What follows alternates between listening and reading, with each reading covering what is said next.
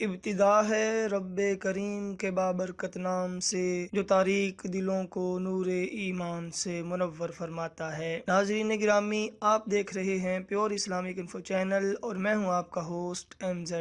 ناظرین گرامی، آج کی اس ویڈیو میں ہم اپنے چینل پر غزوات النبی صلی اللہ علیہ وآلہ وسلم کے حوالے سے سیریز کی 5ویں قسط پیش کرنے جا رہے ہیں۔ آج کی یہ ویڈیو بڑی انفارمیٹو اور دلچسپ ہونے جا رہی ہے کیونکہ آج کی اس ویڈیو میں ہم غزوہ بنو قریظہ کے بارے میں تمام تفصیلی معلومات آپ کے سامنے پیش کرنے جا رہے ہیں۔ ویڈیو شروع کرنے سے پہلے آپ سے ریکویسٹ کرنا چاہتا ہوں کہ اگر آپ نے ابھی تک ہمارے اس چینل کو سبسکرائب نہیں کیا تو آپ کو ویڈیو کے نیچے ریڈ کلر کا سبسکرائب بٹن نظر آ رہا ہے، اس پر کلک کر کے چینل کو سبسکرائب کر لیں اور اس کے ساتھ ساتھ بیل کے آئیکن پہ بھی کلک کر دیں، آل پہ کلک کر دیں۔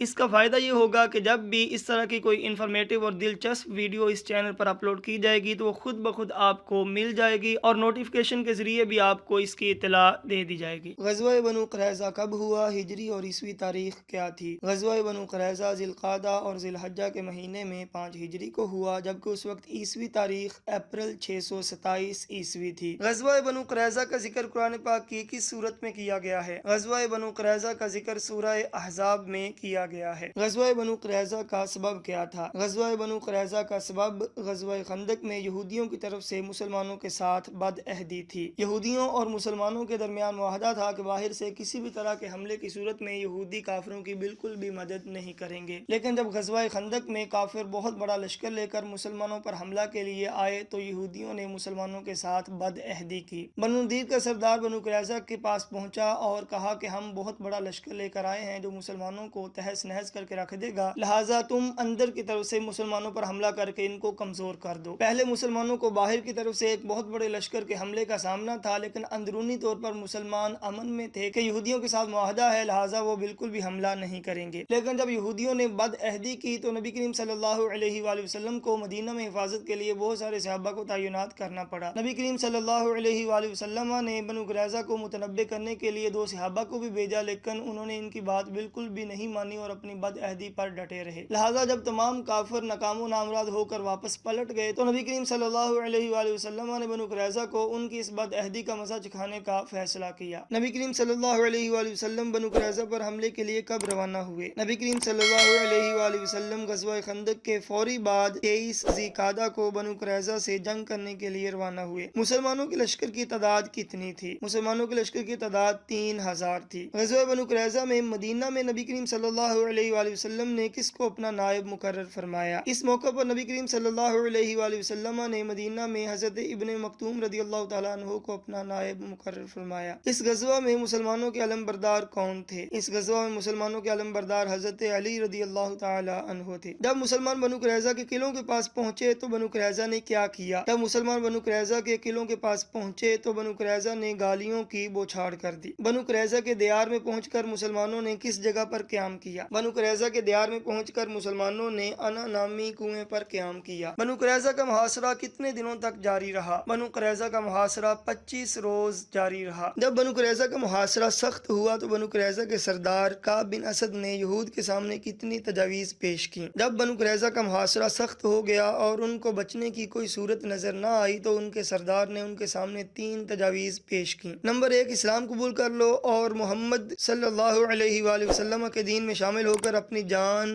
مال اور بچوں کو محفوظ کر لو۔ اس کے ساتھ ساتھ اس نے یہ بھی کہا کہ تم لوگوں پر یقیناً واضح ہو چکا ہے کہ وہ سچے رسول ہیں اور یہ وہی ہیں جن کا ذکر تم اپنی کتاب میں پاتے ہو۔ نمبر 2، اپنے ہاتھوں سے اپنے بیوی بچوں کو خود قتل کر دو اور پھر مقابلے میں آ جاؤ، یا کامیاب ہو کر فتح پاؤ یا سارے کے سارے قتل کر دیے جاؤ گے۔ نمبر 3، رسول اللہ صلی اللہ علیہ وآلہ وسلم اور صحابہ پر دھوکے سے ہفتے کے دن حملہ کر دو، کیونکہ انہیں اطمینان ہوگا کہ یہودی ہفتے والے دن لڑائی نہیں کریں گے۔ لیکن یہودیوں نے کوئی بھی تجویز قبول نہ کی۔ اب ان کے پاس یہی راستہ تھا کہ ہتھیار ڈال دیں اور اپنی قسمت کا فیصلہ حضور صلی اللہ علیہ وآلہ وسلم پر چھوڑ دیں۔ ہتھیار ڈالنے کے سلسلے میں بنو قریظہ نے کیا حکمت عملی اپنائی؟ ہتھیار ڈالنے کے سلسلے میں بنو قریظہ نے چاہا کہ اپنے بعض مسلمان حلیفوں سے رابطہ کریں تاکہ پتہ چل سکے کہ ہتھیار ڈالنے کی صورت میں ان کے ساتھ کیا ہوگا۔ اس سلسلے میں بنو قریظہ نے کس صحابی کے ساتھ مشورہ کرنا چاہا؟ بنو قریظہ نے نبی کریم صلی اللہ علیہ وآلہ وسلم کے پاس پیغام بھیجا کہ حضرت ابو لبابہ लुबाबा रदी अल्लाह ताला अन्हो को हमारे पास भेज दें, हम उनसे मशवरा करना चाहते हैं। जब हज़रत अबू लुबाबा रदी अल्लाह ताला अन्हो उनके पास पहुंचे तो क्या हुआ? जब हज़रत अबू लुबाबा रदी अल्लाह ताला अन्हो उनके पास पहुंचे तो वो दौड़ते हुए आपकी तरफ आए और उनके बच्चों और औरतों ने रोना चीखना शुरू कर दिया। आप रदी अल्लाह ताला अन्हो पर रिक्कत तारी हो गई। उन्होंने पूछा, क्या आप मुनासिब समझते हैं हम हथियार डाल दें? तो हज़रत अबू लुबाबा रदी अल्लाह ताला अन्हो ने फरमाया हाँ, लेकिन साथ ही हाथ से हलक की तरफ इशारा किया जिसका मतलब था कि कत्ल कर दिए जाओगे। जब हज़रत अबू लुबाबा रदी अल्लाह ताला अन्हो को अपनी इशारा करने वाली गलती का एहसास हुआ तो उन्होंने क्या किया? जब उनको एहसास हुआ कि ये रसूलुल्लाह सल्लल्लाहु अलैहि वसल्लम के साथ खियानत है तो वो हुजूर अलैहिस्सलातु वस्सलाम के पास आने की बजाय मस्जिद नबवी में पहुंचे और अपने आप को एक सुतून से बांध लिया और कसम खाई कि अब उन्हें रसूलुल्लाह सल्लल्लाहु अलैहि वसल्लम ही अपने हाथ से खोलेंगे और वो कभी भी बनु कुरैज़ा के मोहल्ले में नहीं जाएंगे। जब हुजूर सल्लल्लाहु अलैहि वसल्लम को इल्म हुआ तो आपने क्या फरमाया? हुजूर सल्लल्लाहु अलैहि वसल्लम को जब इस सारे मामले का इल्म हुआ तो आपने फरमाया, अगर वो मेरे पास आते तो मैं उनकी बख्शिश की दुआ करता, लेकिन अब मैं उन्हें नहीं खोलूंगा जब तक अल्लाह ताला तौबा कबूल न फरमा ले। हज़रत अबू लुबाबा रदी अल्लाह ताला अन्हो से मशवरे के बाद बनु कुरैज़ा ने क्या फैसला किया? हज़रत अबू लुबाबा रदी अल्लाह ताला अन्हो के इशारे के बावजूद बनु कुरैज़ा ने यही मुनासिब समझा कि हथियार डाल दें और अपनी किस्मत का फैसला हुजूर सल्लल्लाहु अलैहि वसल्लम पर छोड़ दें। वक्ती तौर पर नबी करीम सल्लल्लाहु अलैहि वसल्लम ने बनु कुरैज़ा के बारे में क्या फरमाया? रसूलुल्लाह सल्लल्लाहु अलैहि वसल्लम ने फरमाया, इनके मर्दों को बांध दिया जाए। मर्दों को बांधने का काम किस सहाबी रदी अल्लाह ताला अन्हो की ज़ेरे निगरानी मुकम्मल हुआ? मर्दों को बांधने का काम हज़रत मोहम्मद बिन मुस्लिमा रदी अल्लाह ताला अन्हो की ज़ेरे निगरानी हुआ। किस कबीला के लोगों ने बनु कुरैज़ा की सिफारिश की कि उन पर एहसान करते हुए उनको छोड़ दिया जाए? कबीला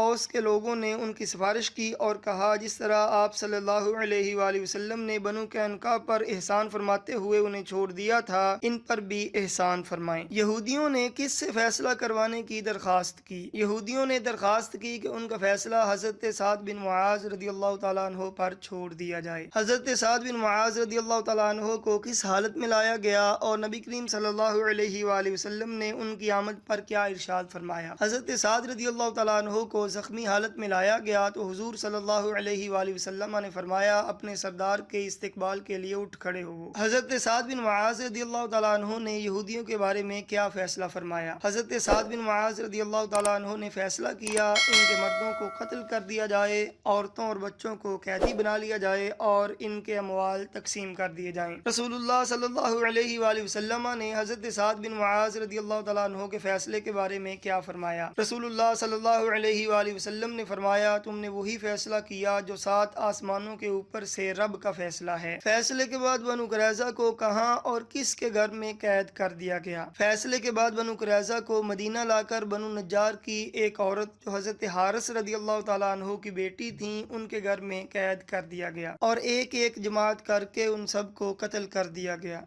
इस गज़वा में कितने हथियार मुसलमानों के कब्जे में आए? इस गज़वा में 1500 तलवारें, 2000 नेज़े, 300 ज़िरहें और 500 डालें मुसलमानों के कब्जे में आईं। बनु नदीर का कौन सा सरदार बनु कुरैज़ा के साथ कत्ल कर दिया गया और वो उनके साथ क्या कर रहा था? बनु नदीर का सरदार हय्य बिन अख्तब भी बनु कुरैज़ा के साथ कत्ल कर दिया गया क्योंकि वो भी इनके साथ किले में मौजूद था और इसकी मौजूदगी की वजह यह थी कि गज़वा खंदक में इसने बनु कुरैज़ा को मुसलमानों के साथ बदअहदी के लिए कायल ही इस तरह किया था कि अगर काफिर तुम्हें छोड़कर चले भी जाएं तो मैं तुम्हारे साथ ही रहूंगा और जो अंजाम तुम्हारा होगा वही अंजाम मेरा होगा। हय्य बिन अख्तब किस उम्मुल मोमिनीन रदी अल्लाह ताला अन्हा का बाप था? हय्य बिन अख्तब उम्मुल मोमिनीन हजरत सफिया रदी अल्लाह ताला अन्हा का बाप था। ग़ज़वा बनु कुरैज़ा में एक औरत को भी कत्ल किया गया, उसका नाम क्या था और कत्ल की वजह क्या थी? ग़ज़वा बनु कुरैज़ा में बनाना नामी औरत को भी कत्ल किया गया था क्योंकि उसने चक्की का पाट गिराकर एक सहाबी हज़रत खल्लाद बिन सुवैद रज़ी अल्लाह ताला अन्हु को शहीद किया था। ग़ज़वा बनु कुरैज़ा के बाद किसने इस्लाम कबूल कर लिया? ग़ज़वा बनु कुरैज़ा के बाद हज़रत अतिया कर्ज़ी रज़ी अल्लाह ताला अन्हु ने इस्लाम कबूल कर लिया। हज़रत साबित बिन कैस रज़ी अल्लाह ताला अन्हु ने किस यहूदी और उसके अहलो याल की जान बख्शी की दरख्वास्त की थी? हज़रत साबित बिन कैस रज़ी अल्लाह ताला अन्हु ने एक यहूदी ज़ुबैर बिन बाता और उसके अहलो याल की जान बख्शी की दरख्वास्त की थी क्योंकि इन पर उसके कुछ एहसानात थे। हुजूर सल्लल्लाहु अलैहि वसल्लम ने इनकी दरख्वास्त को कबूल फरमाया और जुबैर बिन बाता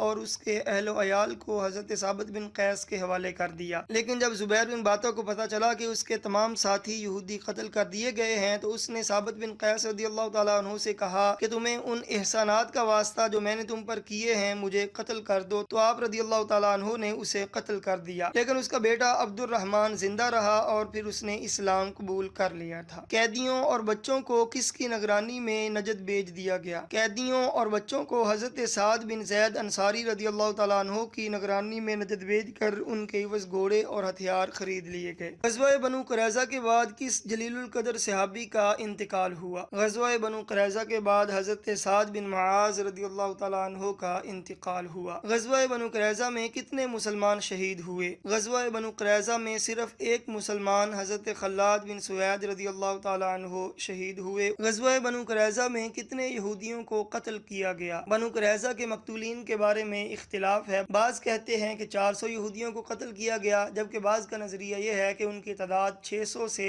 700 के दरमियान थी। हजरत अबू लुबाबा रदियल्लाहु ताला अन्हु जिन्होंने गले पर हाथ रखकर यहूदियों को बताया था कि उन्हें कत्ल कर दिया जाएगा और बाद में खुद को मस्जिद नबवी के सतून से बांध लिया था, उनका क्या बना? हजरत अबू लुबाबा रदियल्लाहु ताला अन्हु मुसलसल 6 रातें सतून से बंधे रहे। उनकी बीवी हर नमाज के वक्त खोल देती और नमाज के बाद उसी सतून से बंध जाते। 6 रातों के बाद उनकी तौबा की कबूलियत नाजिल हुई। जब हजरत अबू लुबाबा रदियल्लाहु ताला अन्हु की तौबा की कबूलियत नाजिल हुई तो नबी करीम सल्लल्लाहु अलैहि वसल्लम किस उम्मुल मोमिनीन के हुजरा में थे? नबी करीम सल्लल्लाहु अलैहि वसल्लम उस वक्त हजरत उम्मे सलमा रदियल्लाहु ताला अन्हा के मकान में थे। तौबा की कबूलियत की खुशखबरी हजरत अबू लुबाबा रदियल्लाहु ताला अन्हु को किसने सुनाई? तौबा की कबूलियत की खुशखबरी हजरत अबू लुबाबा रदियल्लाहु ताला अन्हु को हजरत उम्मे सलमा रदियल्लाहु ताला अन्हा ने सुनाई। नाज़रीन गिरामी, ये थी हमारे आज की वीडियो। अगर वीडियो पसंद आए तो प्लीज़ वीडियो को लाइक करें और चैनल को ज़रूर सब्सक्राइब करें।